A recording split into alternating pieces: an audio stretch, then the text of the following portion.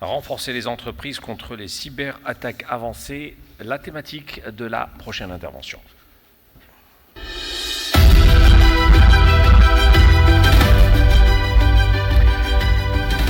Soufiq Brir, General Manager et founder de Soltic Algérie. À vous, cher Soufiq. Allez, merci beaucoup, chère assistance. Je vous remercie d'être venu. Tu as le micro, hein, donc tu peux... Ah d'accord, ok.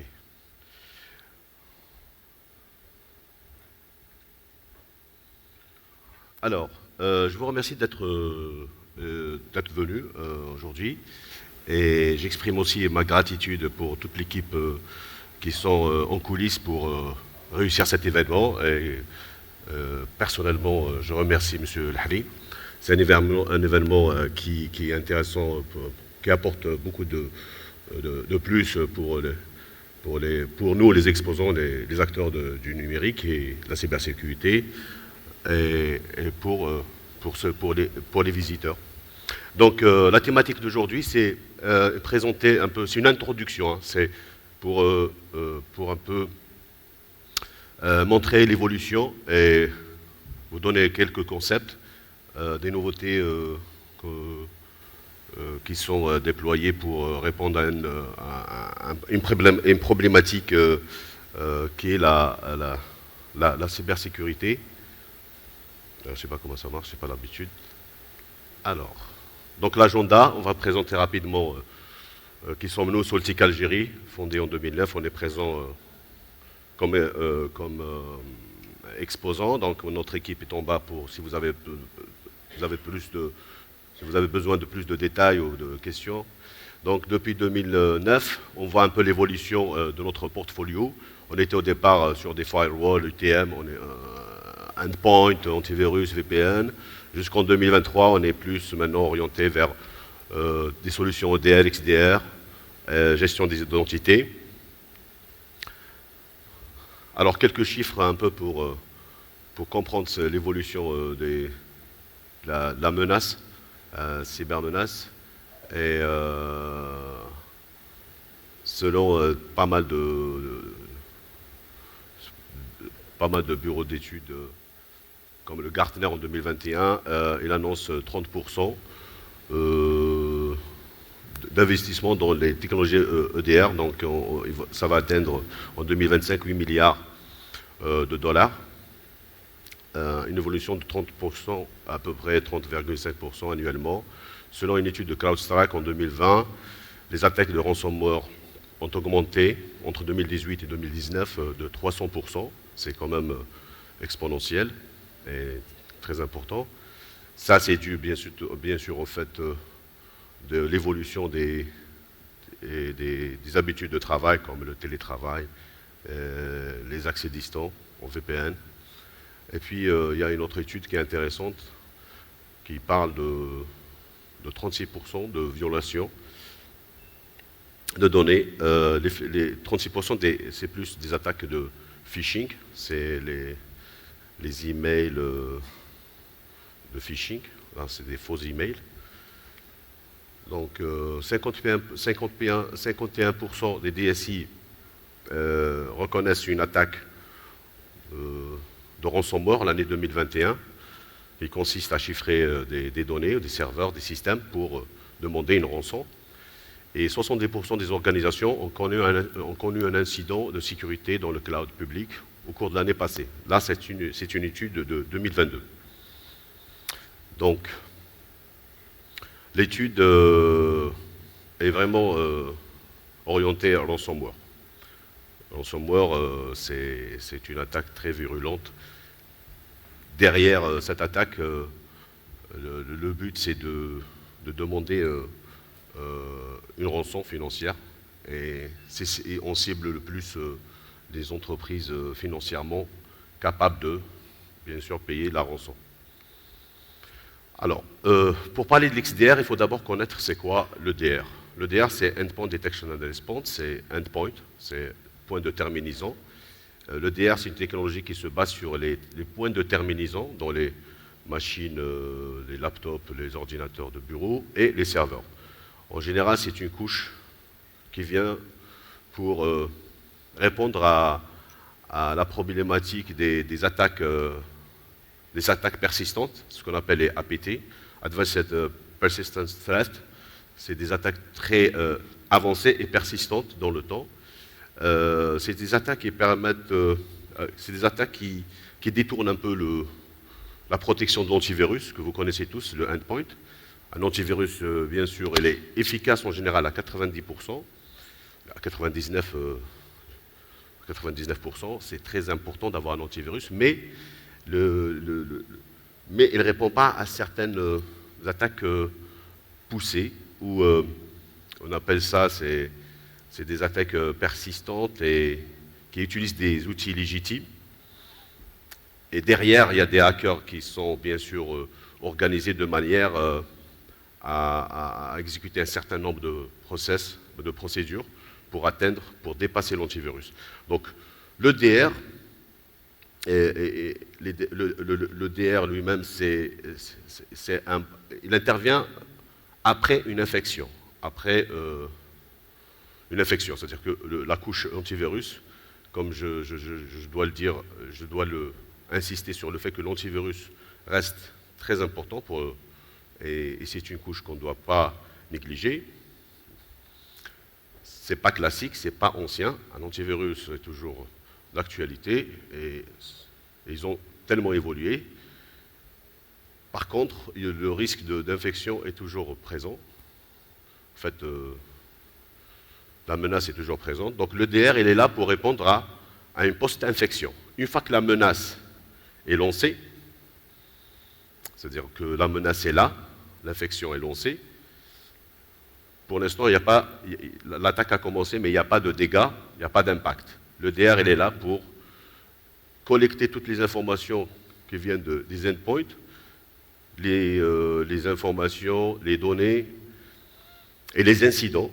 Et là, on va commencer à faire, une fois que la détection est faite, on va essayer de contenir l'attaque, comprendre d'où elle vient, comment elle s'est propagée, et comprendre l'intérêt de l'attaque. Et là, on va essayer de la contenir, de l'arrêter. L'objectif de l'EDR est bien sûr de répondre, une fois l'attaque est détectée, de répondre en un temps très très court, depuis l'attaque jusqu'à l'atténuation. Ce temps-là est très important, et là dépendra de la technologie utilisée. Il y a plusieurs éditeurs qui proposent de l'EDR et dépendra de l'équipe SOC ou l'équipe cybersécurité du client.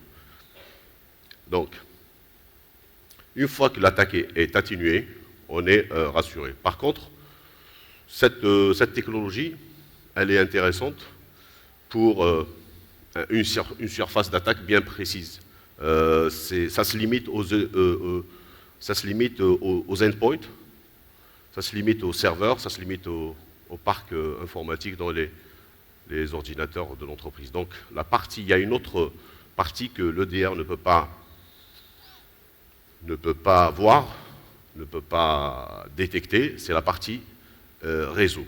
Réseau, partie cloud, et ça, bien sûr, avec l'évolution des utilisations des systèmes l'évolution des systèmes d'information d'entreprise, l'étendue de la surface d'attaque. De plus en plus, l'entreprise fait face à de nouvelles surfaces, des points d'entrée des hackers, comme j'ai dit, le cloud. La technologie EDR reste importante, mais pas suffisante. Donc, quelques terminaisons. Quelques définitions. Ça revient derrière. Hop, hop. Excusez-moi, je ne sais pas comment ça fonctionne. Alors là, hop, ça je reviens en arrière.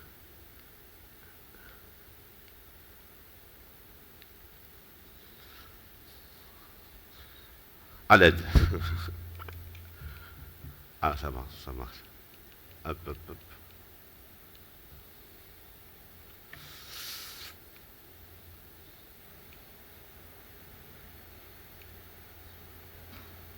Alors, À qui s'adresse le DR?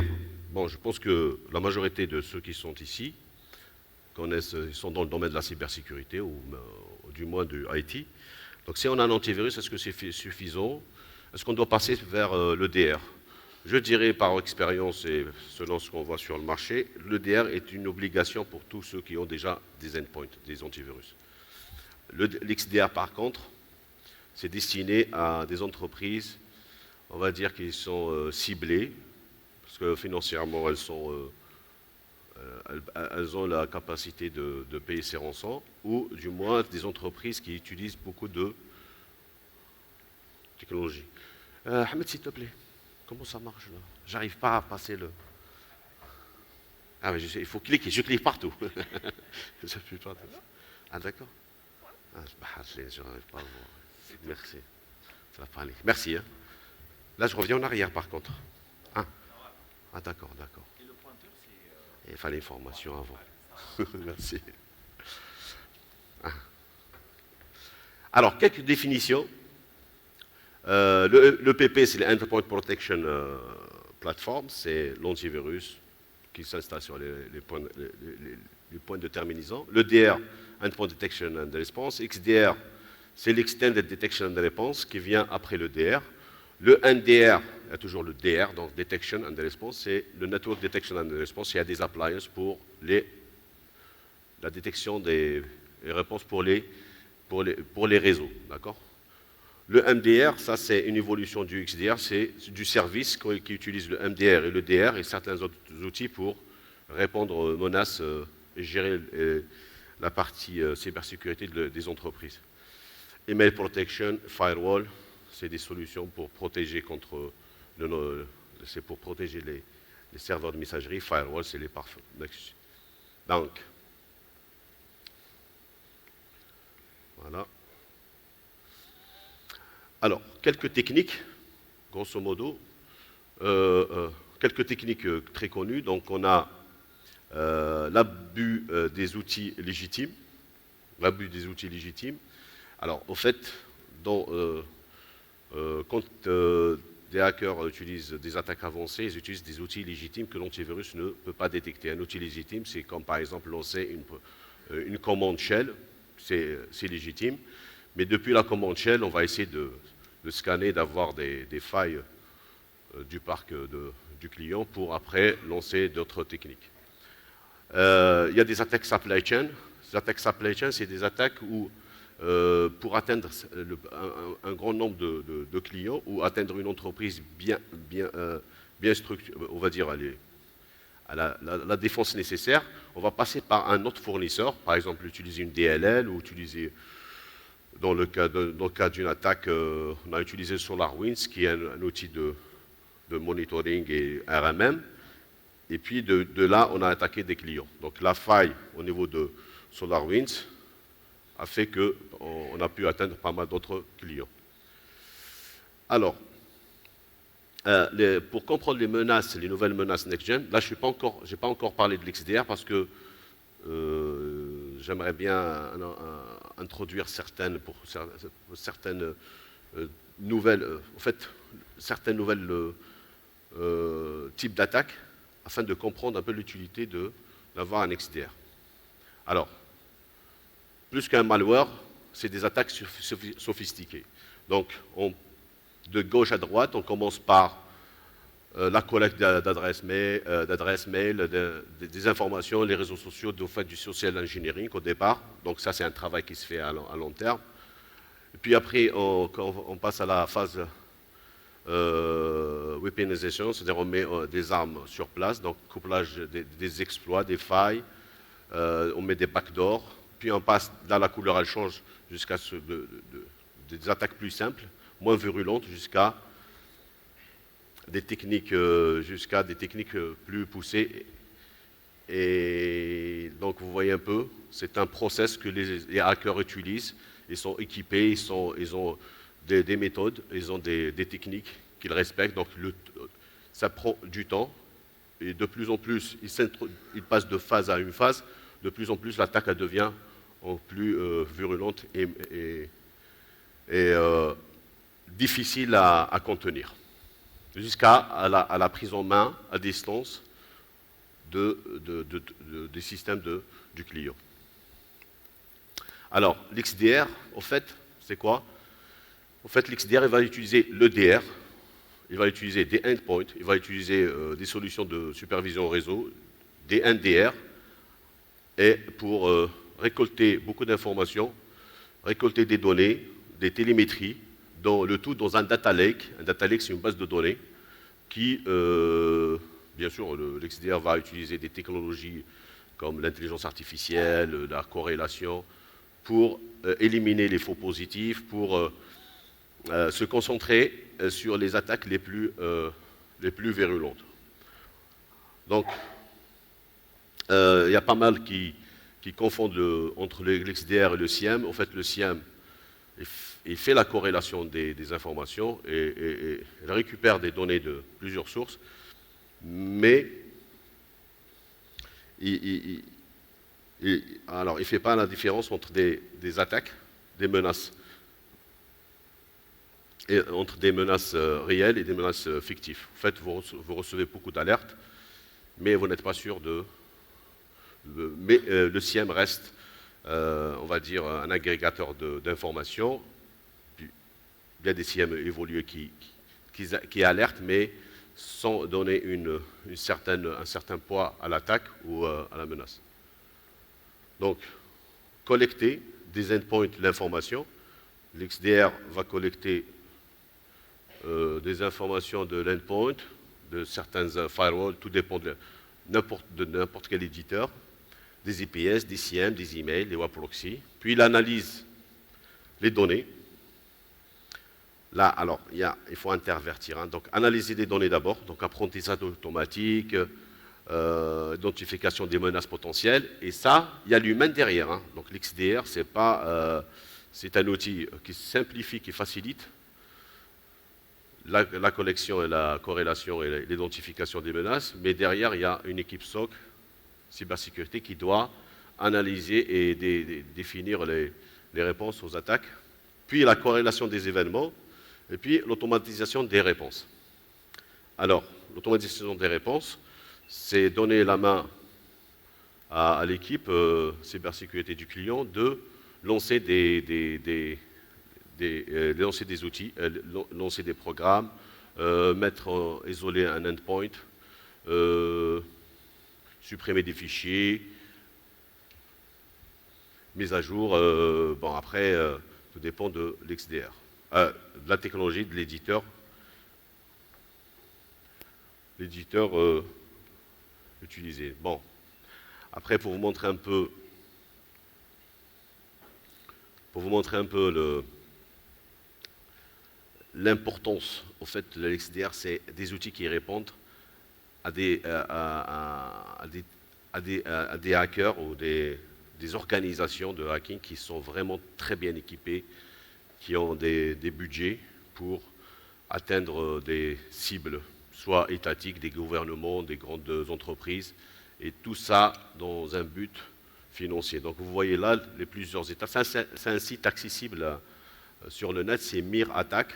Là, il vous explique un peu toutes les techniques et les tactiques utilisées par les hackers. Vous accédez, vous voyez par exemple la reconnaissance, la première phase. Quelles sont les techniques? Donc les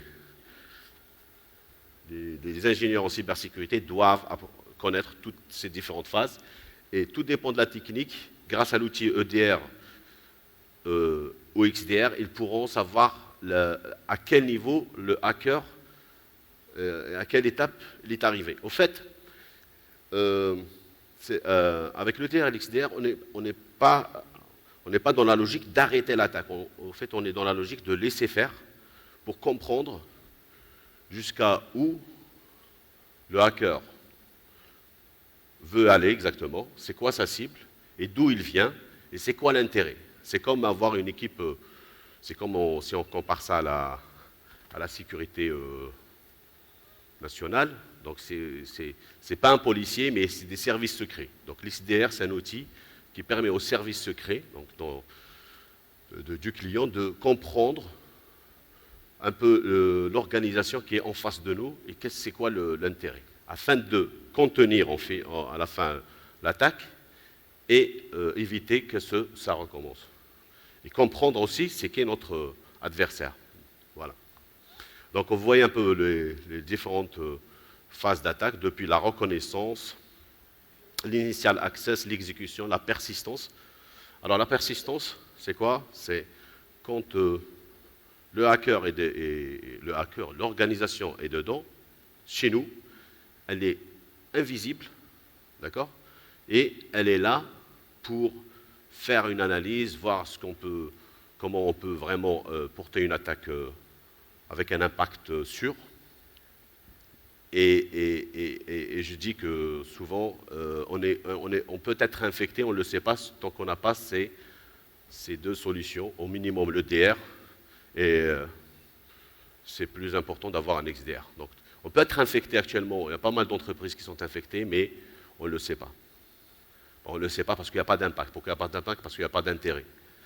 Mais après, il y a des clients qui vont dire, bon, pour l'instant, nous, on n'est pas attaqué, alors on n'est pas ciblé, mais je dirais que oui, vous êtes ciblé parce que vous êtes en relation avec d'autres organisations. Peut-être une organisation qui est en contact avec des ministères, même s'ils ne sont pas ciblés, mais on cible un ministère, une banque, je ne sais pas quoi, en passant par les contacts directs de cette institution. Donc voilà. Donc je dirais que c'est important aussi d'avoir des partenaires qui sont équipés et sécurisés comme nous. Parce que ça reste toujours une surface d'attaque. Voilà, j'ai fini là, c'est bon? Moi j'ai un slide qui est rigolo là. Alors pour un peu faire comprendre ça de manière plus simple, un EPP, donc l'Endpoint Protection, c'est comme une portique là, vous voyez au niveau d'une banque. Si quelqu'un possède des armes ou des outils de menace, ça sonne, ça c'est l'endpoint. Mais il y a certains qui vont passer quand même, sans armes, mais une fois rentré à l'intérieur de la banque, il va prendre une cagoule et une arme fictive, hein, et là il peut faire quand même des dégâts parce que là, on ne sait pas comment réagir. Donc le DR, c'est répondre à ce genre de menaces qui dépassent la portique. Et là, peut-être, il y a des agents de sécurité qu'on va mettre des caméras pour faire face à ce genre de menaces. L'XDR, par contre, il va répondre à une attaque sophistiquée dont la menace vient de l'employé lui-même. Peut-être c'est un employé qui a été recruté au bout de 2 ans, 3 ans par une organisation qui travaille de manière légitime au sein de l'entreprise. Et l'XDR, donc c'est un peu les services secrets, qui va le mettre à l'écoute, voir ses comportements, voir peut-être les signes de richesse qu'il présente. Voilà, c'est surveiller un peu les employés pour contenir l'attaque une fois qu'il va essayer de sévir. Mais on le laisse faire pendant tout le temps des renseignements qu'on lance. Voilà, un peu c'est ça l'XDR. Bon, je vous remercie beaucoup pour votre attention. Merci, monsieur. Allez. Merci beaucoup, Tsofer Brir, pour cette présentation.